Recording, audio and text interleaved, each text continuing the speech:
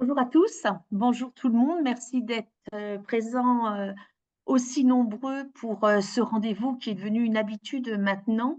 Donc, je suis Marie-Grace, je travaille au bureau d'ICOM France. J'ai monté ce projet de réunion avec Brigitte Coutan et c'est moi qui parle parce que Émilie, notre présidente, est loin et ça serait plus compliqué pour elle d'introduire cette journée. Donc, pourquoi des comités internationaux? Comment y participer? À quoi servent-ils? Comment ils peuvent vous aider? C'était un peu le sujet de cette rencontre aujourd'hui. C'est un projet qui nous tient à cœur au cœur d'ICOM France, tout simplement parce qu'on constate qu'il y a beaucoup d'adhérents qui s'inscrivent dans ces comités internationaux et dans les comités internationaux, on ne les retrouve pas forcément, tout simplement parce qu'on est tous pris par nos tâches quotidiennes, par beaucoup de travail et puis qu'on ne sait pas forcément toujours à quoi ils servent et comment y participer. Donc la réflexion revient au départ à l'ancienne présidente Juliette, qui avait eu dans l'idée de faire participer davantage de Français aux comités internationaux. Et puis, Émilie a succédé à Juliette. Et donc, du coup, tout se passe, et merci Émilie, sous la présidence d'Émilie Girard. Donc, on a fait une première enquête il y a 2 ans sur les comités internationaux, sur l'absence ou la présence de Français dans ces comités. Et avec un petit groupe de travail, nous nous sommes dit, entre autres, après un brainstorming, qu'il serait bien d'aller plus avant dans la réflexion et d'avoir un échange avec vous tous en présentant certains comités aujourd'hui. Donc, c'est pour ça que une petite dizaine de personnes, un peu moins même, vont prendre la parole et se sont prêtées au jeu. Et c'est assez compliqué. Je leur demande de respecter le temps parce que ça va passer très vite. Donc, 3 axes principaux: les intérêts professionnels pour les gens, le personnel qui pourrait s'inscrire dans ces comités internationaux, les fonctions qu'on peut avoir dans un comité international, comment on peut l'aider, comment on peut y participer sans forcément que ça prenne énormément de temps, et surtout qu'est-ce qu'offre le comité, bien sûr, à chaque professionnel. Donc, si vous en êtes d'accord, je vais laisser la parole à toi, Marine, qui coordonne tous les comités internationaux au sein d'ICOM et qui va nous présenter brièvement le profil des adhérents dans ces comités. Merci, Marine. Merci Marie. Bonjour à toutes et tous. Merci beaucoup pour cette invitation de la part d'ICOM France. Donc, je suis Marine Vallon, coordinatrice des comités internationaux et je travaille au secrétariat international de l'ICOM. Je suis donc le point de contact principal des comités internationaux au sein du secrétariat. Est-ce que je peux avoir l'autre diapositive, s'il vous plaît? Donc, merci.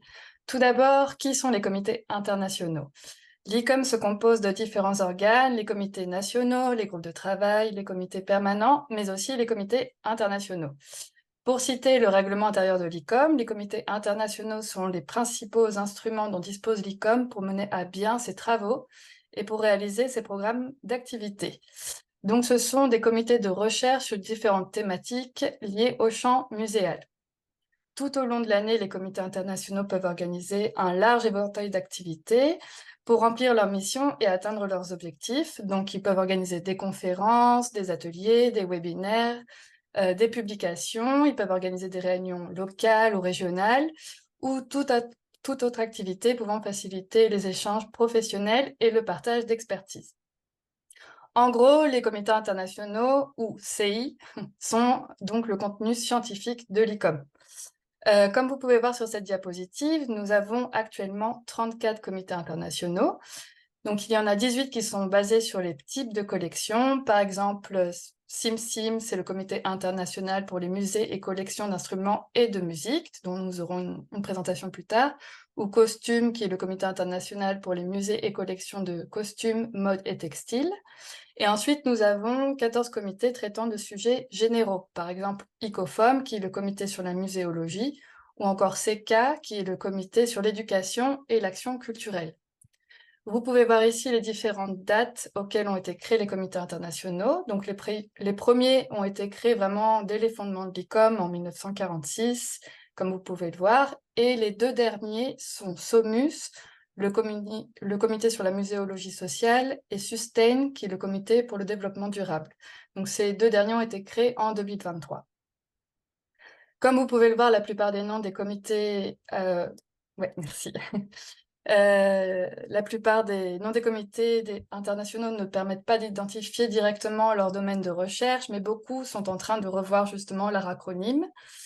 Et pour en savoir plus sur chaque comité, je vais vous mettre dans le chat un lien vers un portfolio qui présente chaque comité avec leurs principales missions, leurs activités et les informations de contact, sites et réseaux sociaux. Je peux avoir la prochaine diapositive, s'il vous plaît. Merci beaucoup. Donc, penchons-nous maintenant sur la représentation des membres français par rapport à l'international en 2023. Nous pouvons voir tout d'abord que 43,1% des membres individuels de l'ICOM sont membres d'un comité international. Il faut savoir qu'un membre peut adhérer à un comité international à n'importe quel moment de l'année via son espace membre. Si l'on regarde maintenant les comités nationaux ayant le plus de membres individuels qui sont membres d'un comité international, il s'agit donc en premier de la France, ensuite des Pays-Bas, de l'Allemagne, du Royaume-Uni et enfin de l'Italie. Si on se base sur ces 5 pays, nous pouvons voir aussi le pourcentage des membres individuels qui sont membres d'un comité international.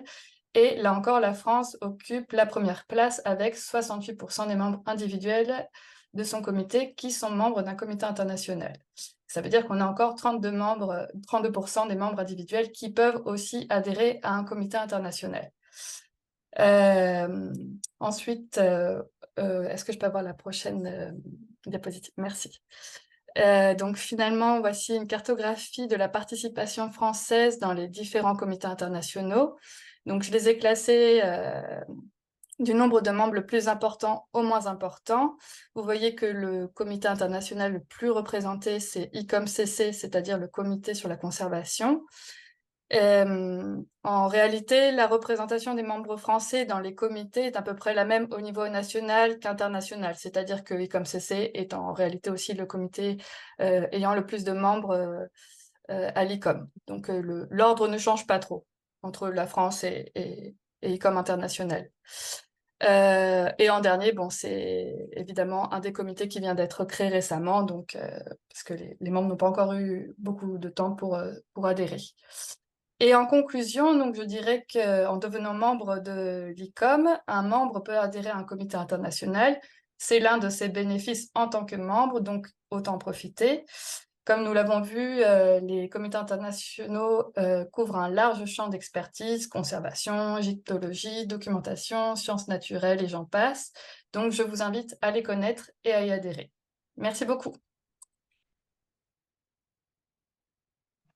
Merci beaucoup Marine et surtout merci d'avoir été claire et d'avoir respecté le délai imparti au départ. On laissera un temps d'échange à la fin, comme à chaque fois. Et alors Marie Clarté-Honnel devait être présente et devait justement représenter le CK. Elle est malheureusement souffrante au fond de son lit, donc je propose de passer directement au comité SIMSIN avec la parole d'Emmanuele Marconi. Merci beaucoup, bonjour à toutes et à tous. Donc, j'essaie de répondre un peu à ces 3 axes qui ont été proposés. Donc, quel est l'intérêt professionnel de rejoindre le SIMSIM? Bon, le SIMSIM, c'est l'un des comités les plus petits de l'ICOM. On a à peu près 300 membres. et rejoindre un groupe de 300 membres, c'est-à-dire qui proviennent de tous les continents.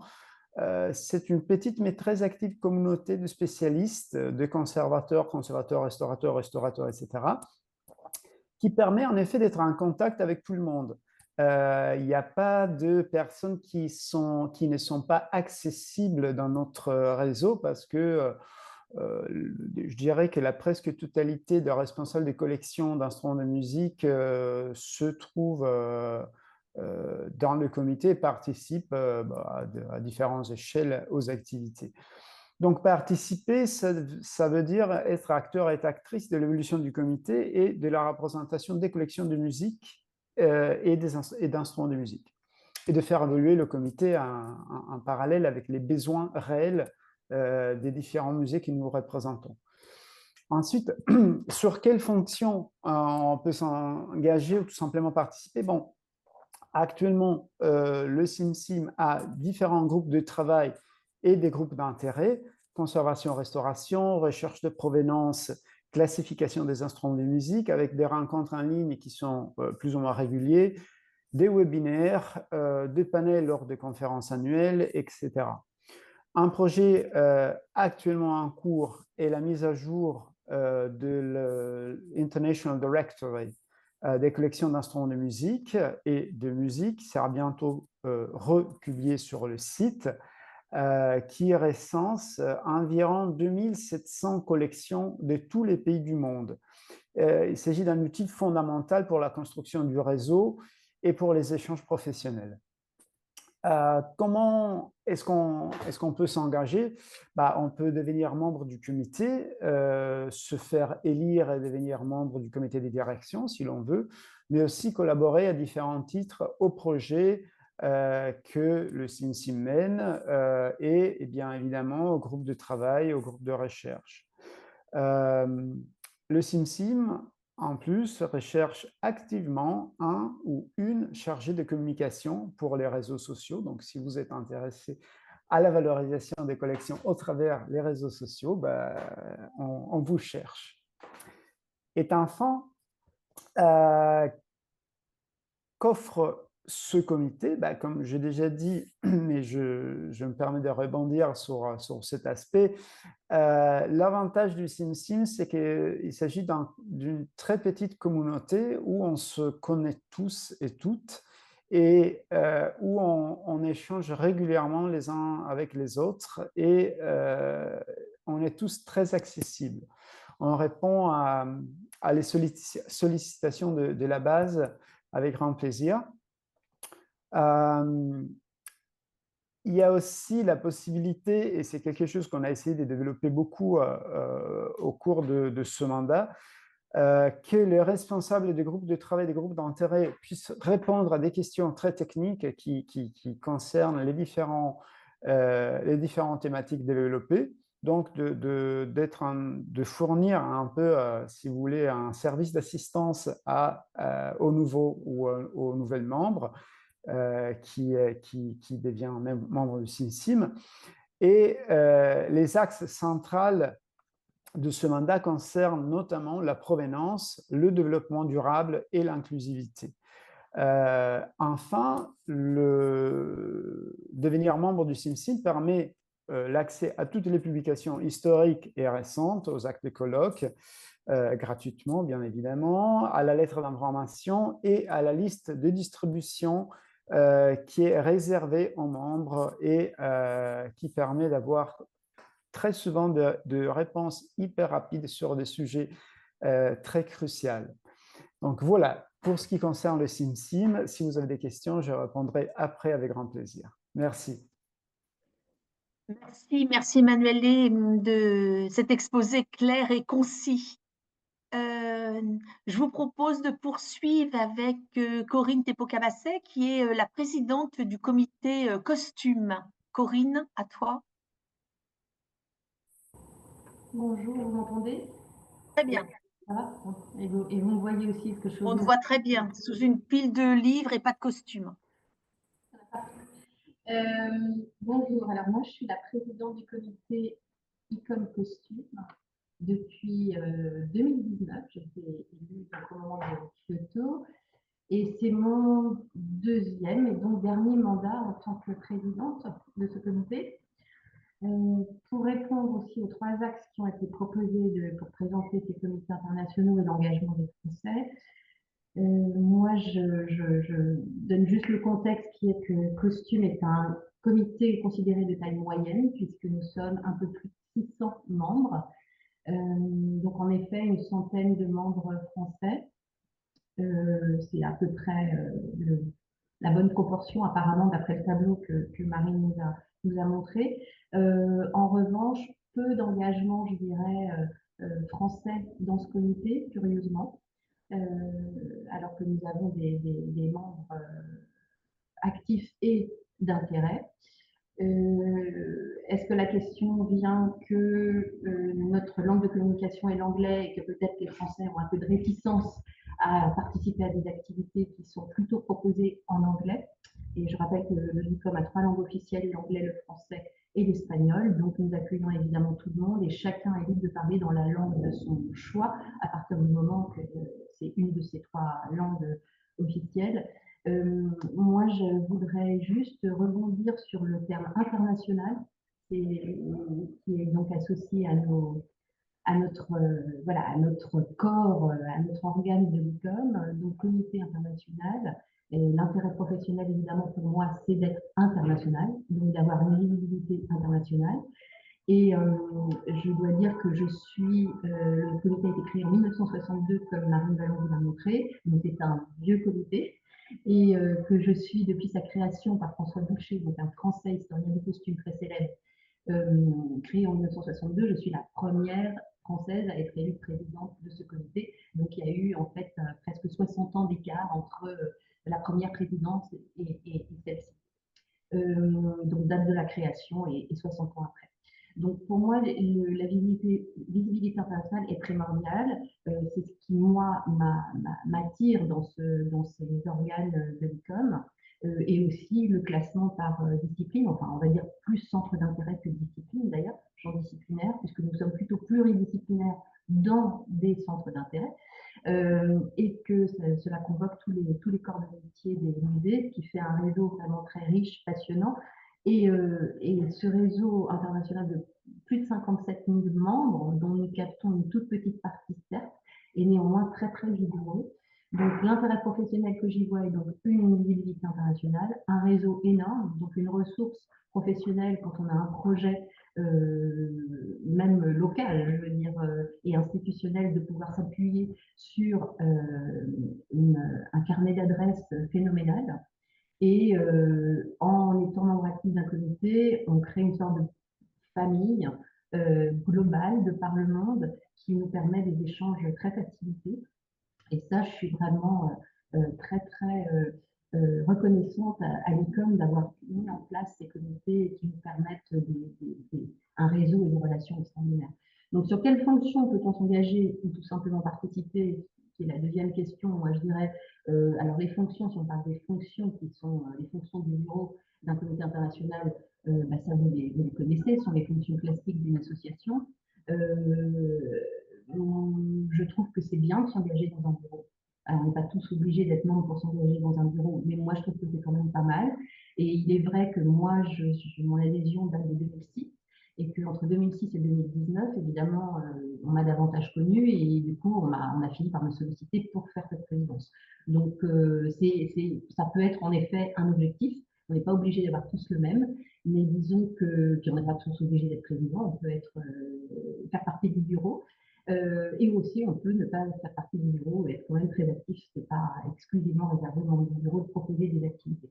Donc, moi, je dirais que ça, c'est bien. Après, c'est mieux de s'engager quand on a envie de faire des choses. Parce que si on adhère, on choisit le comité, par exemple, costume, et qu'on n'a pas envie ni suivre la conférence annuelle, et qui est en fait le passage obligé et l'événement phare de l'année, ou si on n'a pas envie de participer aux publications, si on n'a pas envie de participer aux appels à projets, si on n'a pas envie d'assister aux webinaires, si on n'a pas envie, dans ce cas-là, en effet, pourquoi? Voilà, moi je retourne la question. Moi, toutes ces questions-là, j'y ai répondu moi-même parce que ça m'intéressait. Maintenant, voilà, on fait ce qu'on veut. Qu'offre un comité? Un comité, il veut tout un tas de choses. Donc, on vient d'en entendre une partie par Sim. On a à peu près tous les mêmes activités de base parce qu'elles sont en fait, ce sont des choses qui sont exigibles pour l'évaluation et la performance annuelle dans le rapport d'activité des comités internationaux. Donc, en effet, on reçoit une subvention par rapport au nombre de membres et aussi par rapport à la performance annuelle.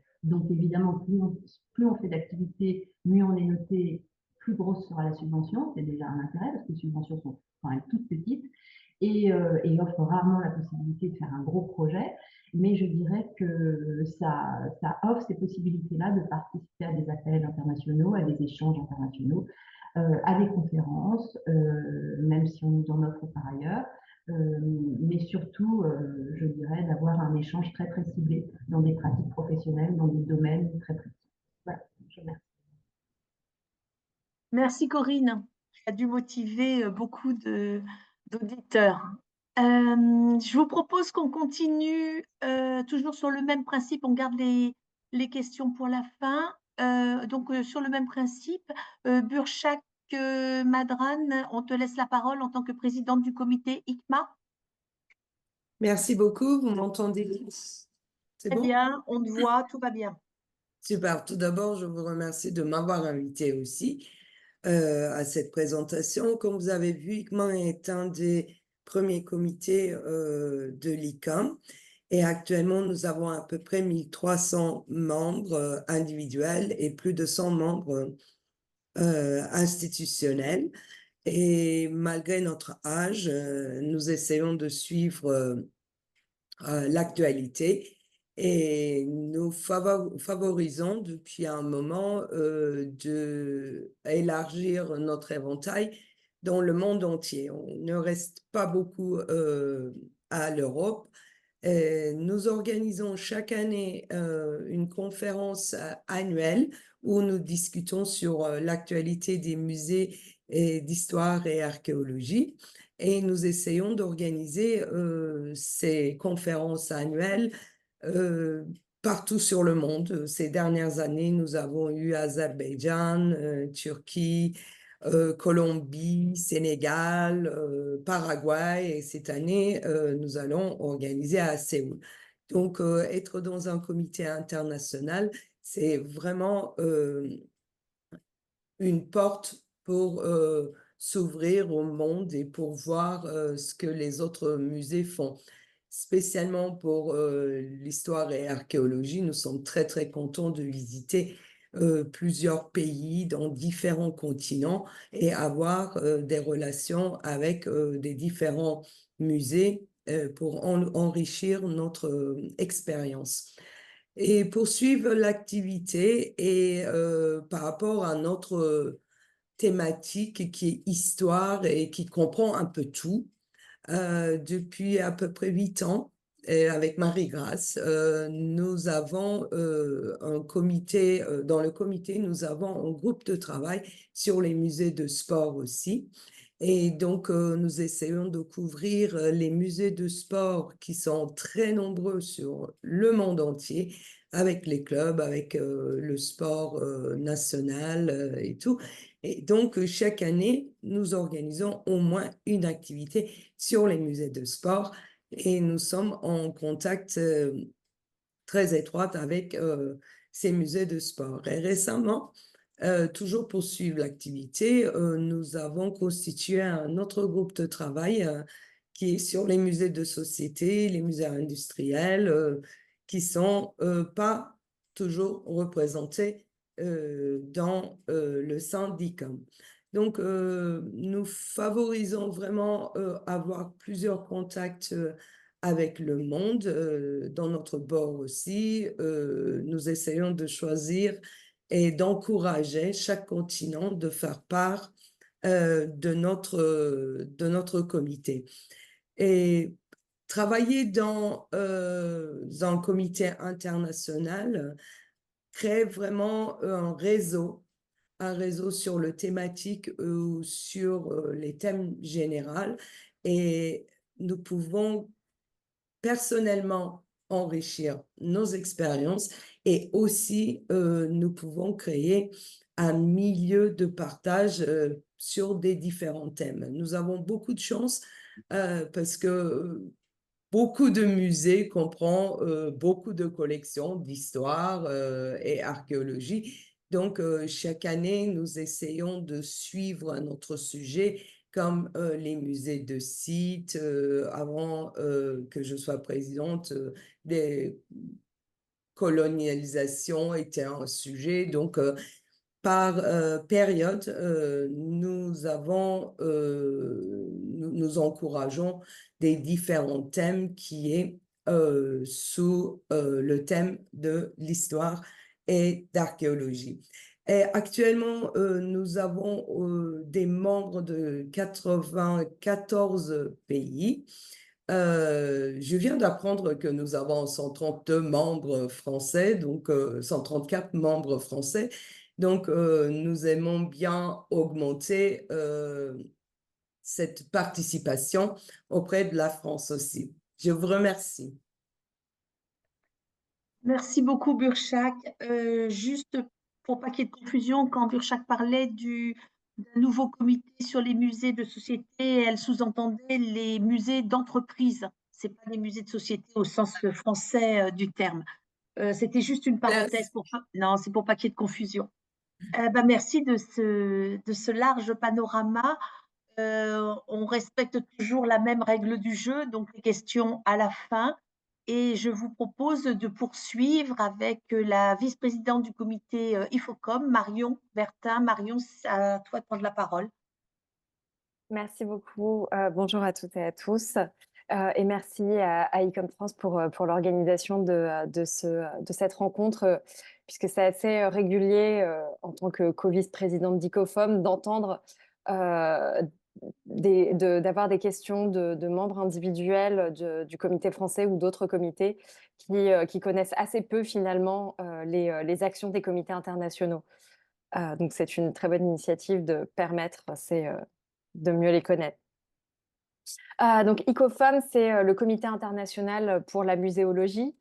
Muséologie que nous entendons à la fois sous ses aspects théoriques, mais aussi ses aspects pratiques, en ayant donc des membres qui viennent du monde entier, qui peuvent être des professionnels de musées assez divers, qui occupent des fonctions diverses au sein des musées, que ce soit dans la conservation, la médiation, la documentation des musées, mais aussi des enseignants, enseignantes, chercheurs et chercheuses en muséologie, qui sont rattachés à des universités ayant des formations en muséologie à travers le monde, ainsi que des étudiants et des étudiantes. On a aujourd'hui plus de 2000 membres individuels qui viennent de tous les continents. Je crois, en 2022, on avait fait le calcul, je crois qu'il y avait 90 pays différents représentés au sein de l'ICOFOM. Donc vraiment une très grande diversité mondiale. Et ça, c'est vraiment un des points en termes d'intérêt professionnel, je pense, de souligner cette diversité, à la fois en termes géographiques, mais aussi en termes des fonctions des personnes qui sont représentées dans ce comité, puisque ça en fait vraiment toute sa force. Les intérêts professionnels, c'est donc la possibilité, enfin c'est des choses que mes collègues ont précédemment rappelé, les possibilités d'échanger avec des collègues et de mieux connaître certains aspects muséologiques et les réponses qui ont pu être données dans d'autres musées, parfois sur d'autres continents, de mieux connaître les actions muséologiques qui sont menées dans d'autres continents. Par exemple, en Amérique du Sud, qui est une région qui est très représentée au sein de l'ICOFOM. On a aussi des projets plus précis sur ces questions d'enjeux contemporains de la muséologie. Pendant plusieurs années, sous l'ancien mandat, sous le mandat 2019-2022, alors que le comité était présidé par Bruno Brelon-Suarez, nous avons eu un projet spécial qui était financé par le SAREC autour de la décolonisation et de l'action des communautés, en travaillant sur ces questions à travers le monde. Et aujourd'hui, nous avons un projet, toujours financé par le SAREC, autour de l'implication des jeunes en termes muséologiques et la manière dont la jeunesse façonne la muséologie. des recommandations seront proposées à l'issue de ce projet-là. Pour ce qui concerne l'engagement ou la participation, même chose, beaucoup d'aspects ont déjà été rappelés. Nous organisons une rencontre annuelle sur un thème qui traite de l'actualité, mais parfois aussi de l'histoire de la muséologie pour connaître aussi l'histoire de cette discipline et des musées dans différentes régions du monde en abordant cette thématique de manière pratique et théorique. La dernière en date s'est tenue en juin 2024, donc il y a quelques semaines, à St Andrews University en Écosse. Et nous avons traité des muséologies insulaires avec beaucoup de représentants et représentantes des Caraïbes. L'ICOFOM est aussi régulièrement partenaire d'autres conférences à travers le monde. J'en citerai 2 qui auront lieu d'ici la fin de l'année 2024, dont l'une aura lieu à Paris en partenariat avec à la Sorbonne Nouvelle, en lien avec le groupe de travail de l'ICOM sur les collections en réserve. ICOFOM est partenaire de ce colloque qui aura lieu en octobre 2024. Et nous aurons aussi une dernière conférence en décembre 2024, dont l'appel est en cours, qui aura lieu au Qatar et qui traite des enjeux de la muséologie actuellement. Donc participer à ces rencontres en proposant des papiers, mais aussi en proposant, juste en assistant à ces rencontres, en ligne ou sur place, est une première manière de s'engager et de participer aux actions du comité. Il y a aussi d'autres formes d'engagement et nous avons une équipe de bénévoles qui est, en plus de notre conseil d'administration, qui est toujours très active pour les questions de traduction, de relecture, d'appui pour l'organisation des événements, en ayant une équipe plurilingue, puisque mes collègues l'ont aussi rappelé, la question des langues est un des gros enjeux des comités internationaux. Et puis, l'engagement peut aller jusqu'à une présentation aux élections pour être membre du bureau. Donc, en conclusion, qu'offre un comité? Une plateforme, à mon sens, c'est une plateforme scientifique et professionnelle internationale, une expertise sur laquelle on peut s'appuyer en tant que membre individuel ou que membre institutionnel, et surtout un réseau immense de collègues à l'international qui permet de développer des projets ou partager des points de vue et des questions de réflexion. Et ça, je pense que c'est vraiment une des grandes richesses de ces comités internationaux, que de créer cette émulation internationale qui, bien souvent, déborde aussi sur une amitié avec certains et certaines des membres des comités. Merci beaucoup Marion. Ça complète très utilement les premiers propos et les répétitions ne sont pas un problème. Ça permet de comprendre que tous les comités fonctionnent à peu près dans le même sens avec des orientations, des thématiques toutefois différentes. Je vous propose pareil, garder les questions pour la fin et de laisser le vice-président du comité natiste, Philippe Guillet. Philippe, on te laisse la parole. Bien, bonjour à toutes et à tous. J'espère que vous me voyez, que vous m'entendez. On t'entend. Très bien. Bon, parfait. Je vais commencer par parler d'une manière générale sur l'intérêt à s'engager dans les associations.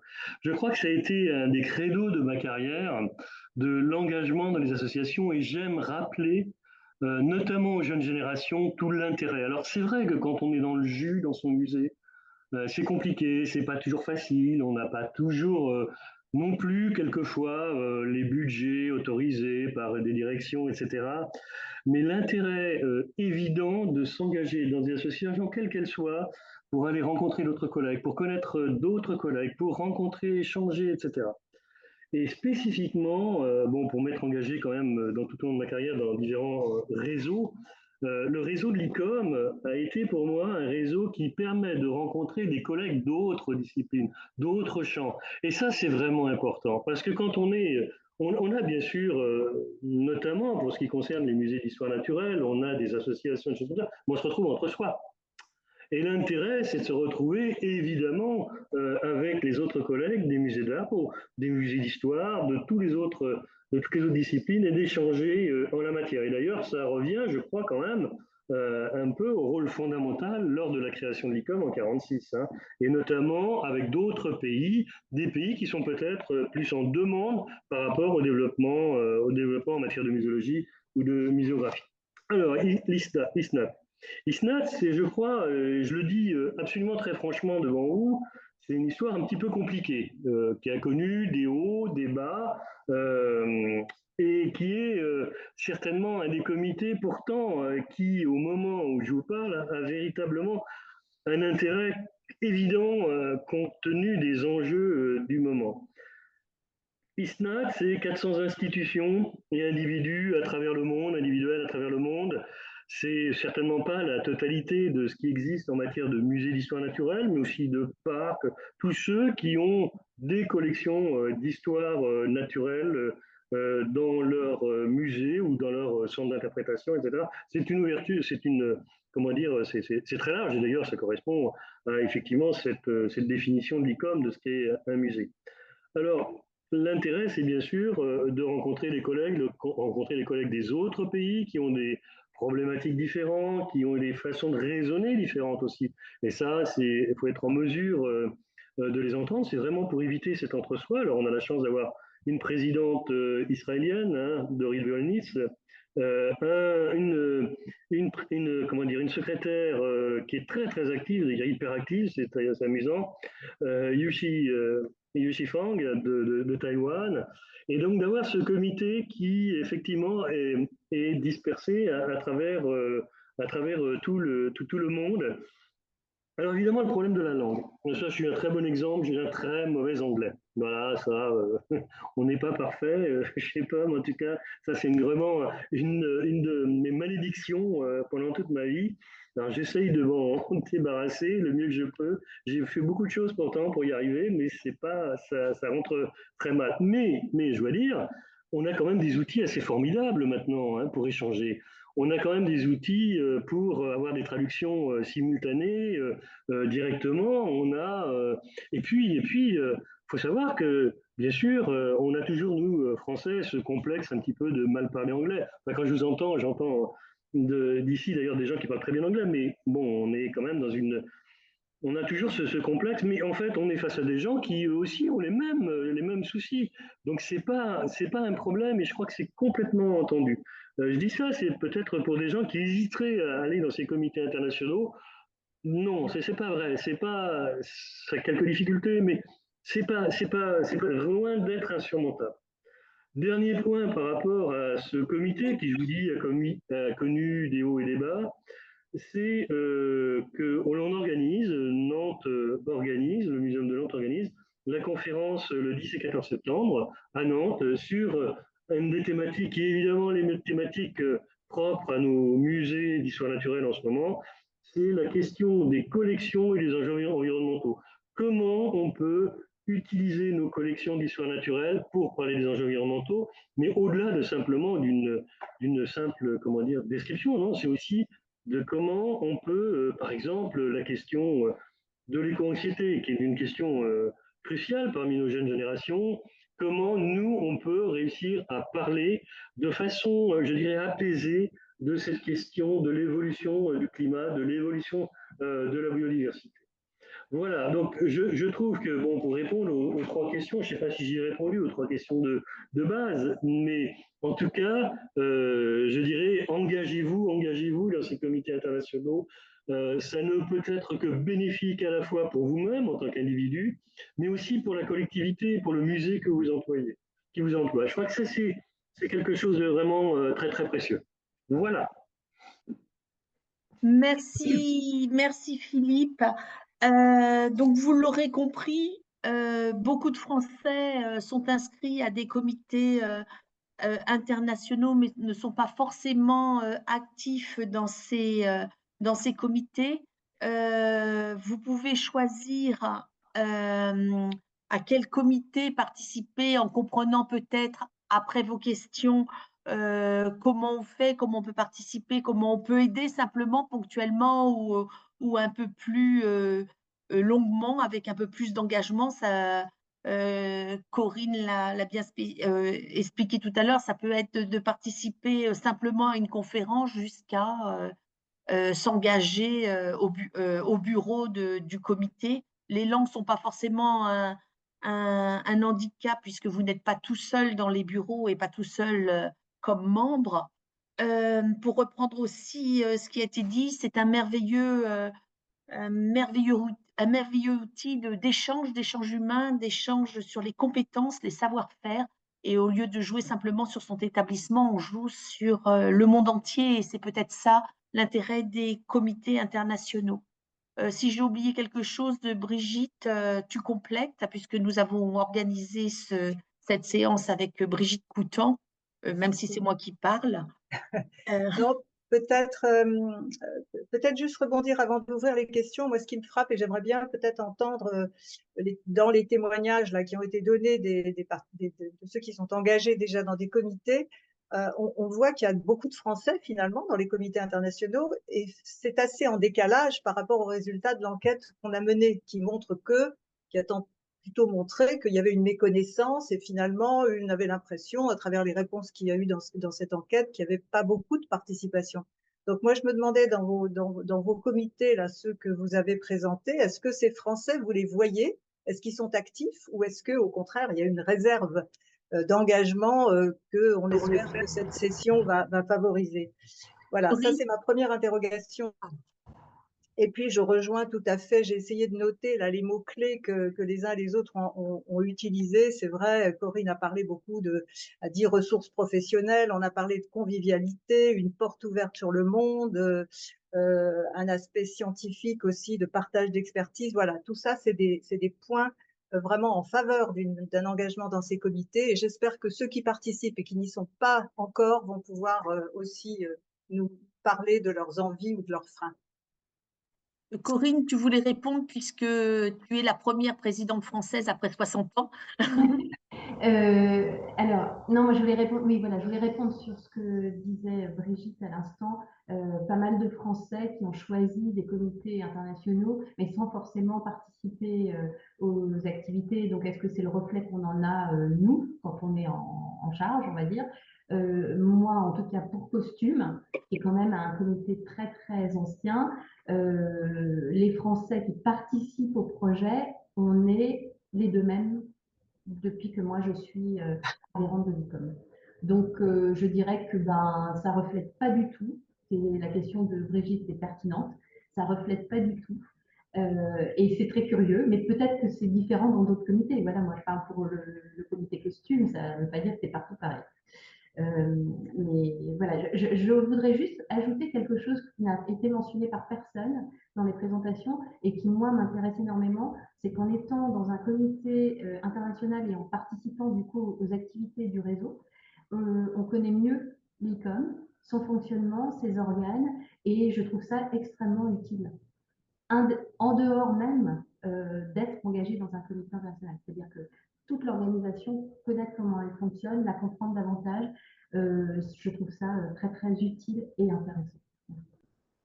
Une question sur le chat et 3 mains levées. Donc, peut-être on répond, peut-être Marine répond à la question sur le chat, à savoir la participation des membres institutionnels au comité est seulement réservée aux membres individuels, point d'interrogation. Peut-être Marine? Oui, je suis là. Donc, les membres institutionnels peuvent aussi devenir membres d'un comité international. Pour être un peu plus précise, un membre institutionnel peut avoir jusqu'à 3 représentants, et ce sont ces représentants qui vont choisir ou devenir membres d'un comité international. J'espère qu'on a bien répondu. En tout cas, la réponse était claire. Merci, ça va, c'est clair. Diana, Muret, Watts? Oui, bonjour à toutes et à tous. Je viens de rejoindre le conseil d'administration de l'ICOM Belgique, et donc je pensais idéal cette invitation à rejoindre le comité international, surtout pour connaître un peu plus le fonctionnement de l'ICOM et faire un réseau plus large. Je souhaiterais aussi que les statistiques nous mènent à avoir aussi la présence de la Belgique dans des comités internationaux. Ma question, c'est la suivante. Moi, pour mon expérience professionnelle, je pense pouvoir entrer dans 3 comités internationaux, mais est-ce qu'on doit d'emblée choisir un seul pour postuler ou est-ce mieux postuler à 3 et après laisser le comité décider? Où est-ce que mon profil serait plus utile? Je parle notamment de la ICOFOM, je sais qu'on a eu déjà une présentation, le ICEE, le International Committee for Exhibition Exchange, et le ICAMT, ça c'est pour Architecture and Museum Technique. Et donc ça c'est ma question, quel est la meilleure procédé? Envoyer un dossier à chacun, laisser eux décider, ou parce que je suis très C'est vous, enthousiaste, je voudrais pouvoir me mettre au comité où je serais plus utile. Je répète, et merci. c'est vous qui choisissez votre comité et c'est vous qui décidez de vous engager ou pas. Donc, Ok, c'est Oui, votre mais choix vous appartient. peut-être déposer plusieurs dossiers. est-ce possible? Donc, Marine? Oui, Marine, oui. merci.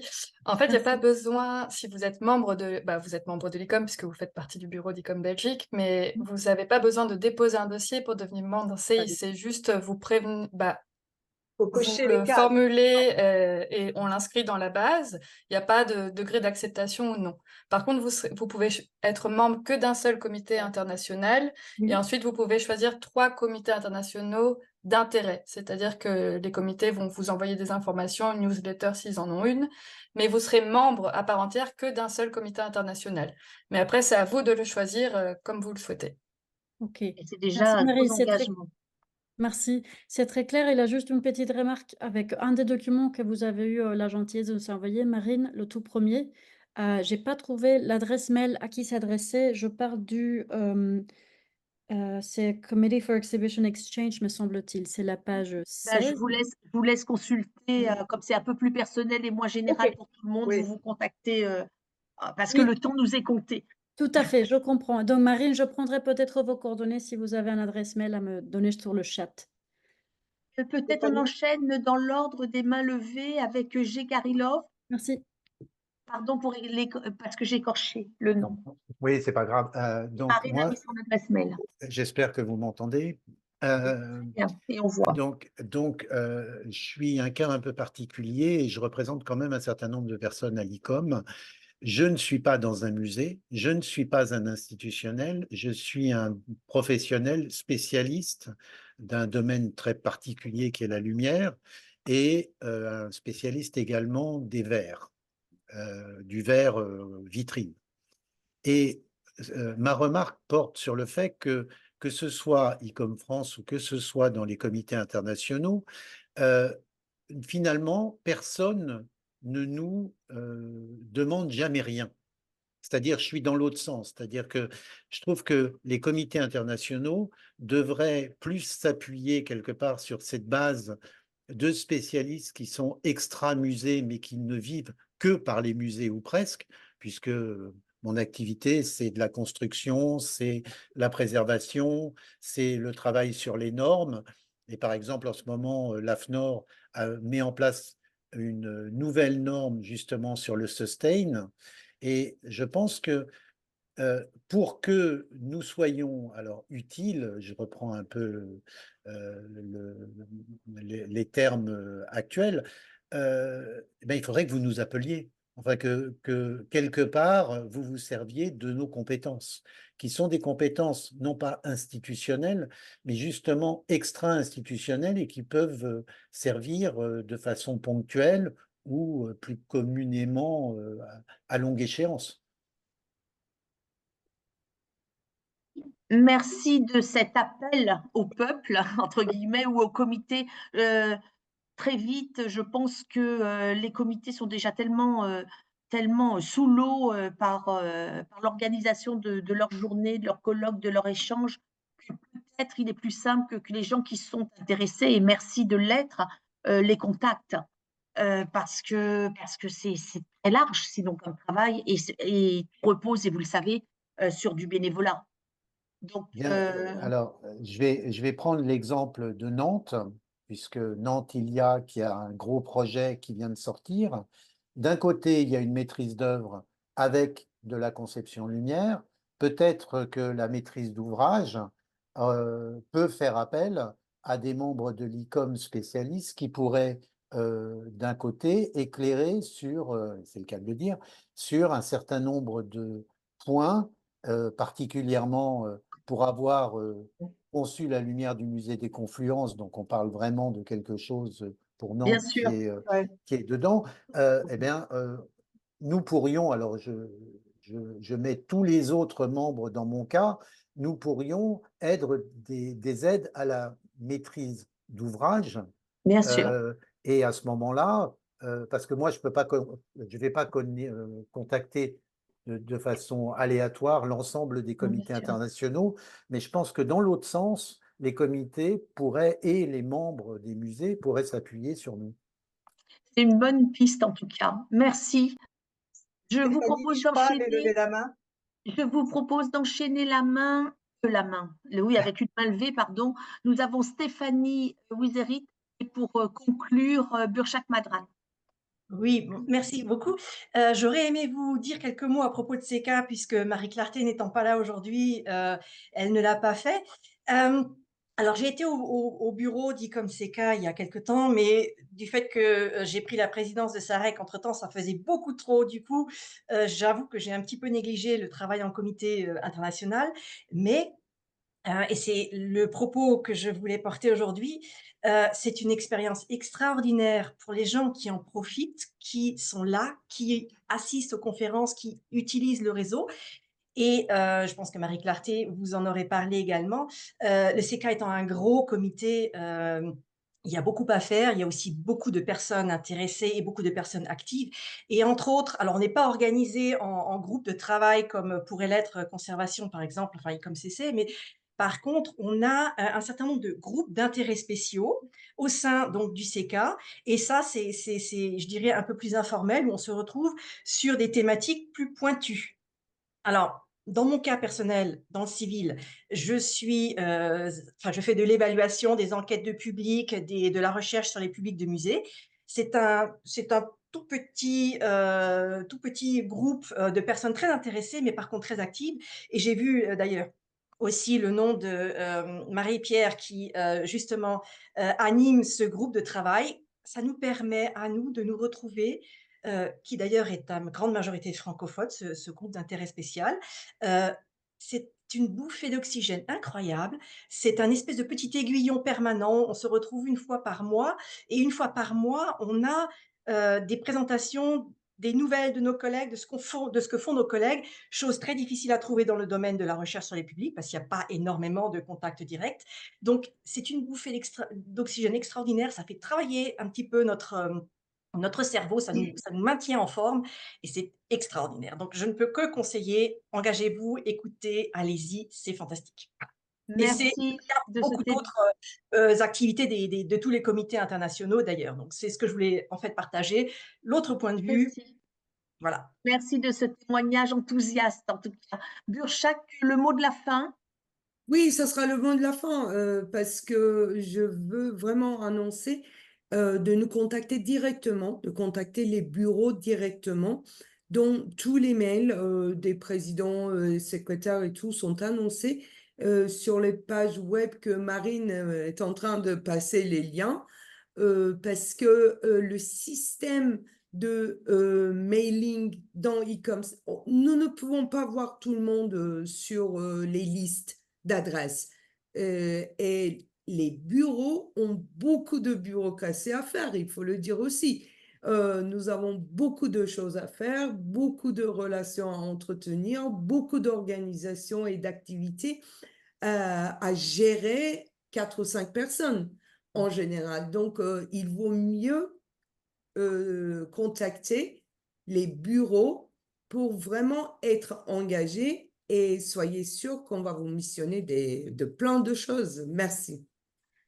Merci pour ce mot de la fin. Nous avons dépassé de quelques minutes les 52 qui nous étaient accordés. Brigitte, je te laisse la conclusion ou le au revoir.